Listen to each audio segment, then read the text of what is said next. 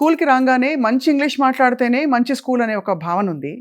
So ఇక్కడ English versus mother tongue మీ philosophy ఏంటి, ఎంతవరకు ఎంకరేజ్ చేస్తారు మీరు? క్రీక్ ప్లానెట్ స్కూల్ అనేది కంప్లీట్లీ సిబిఎస్ఈ స్కూల్ అండి. సో ఇది ఇంగ్లీష్ మీడియం స్కూల్ కాబట్టి స్కూల్లో జరిగిన ప్రతి ఒక్క కమ్యూనికేషన్ అంతా కూడా ఇంగ్లీష్ లోనే ఉంటుంది. కాకపోతే మనకి ఇక్కడ second language and third languages కూడా ఉన్నాయి.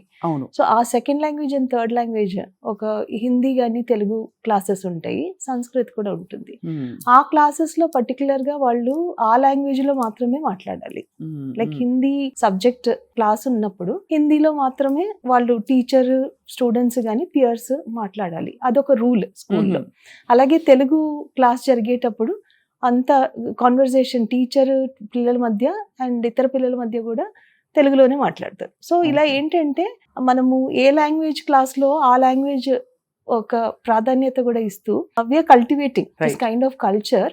ఇక్కడ వర్నాక్యులర్ కు కూడా ఇంపార్టెన్స్ ఇస్తాం. ఇది ఒకటండి. ఇంకోటి మన దగ్గర లైక్ అసెంబ్లీస్ కానీ కాంపిటీషన్స్ ఇవి జరిగేటప్పుడు మల్టీలింగ్వల్ కొన్ని ఇస్తాం. ఫోక్ మ్యూజిక్ కాంపిటీషన్ కానీ ఫోక్ డాన్స్ కాంపిటీషన్ ఇలాంటి కాంపిటీషన్ పెట్టినప్పుడు we give them a choice.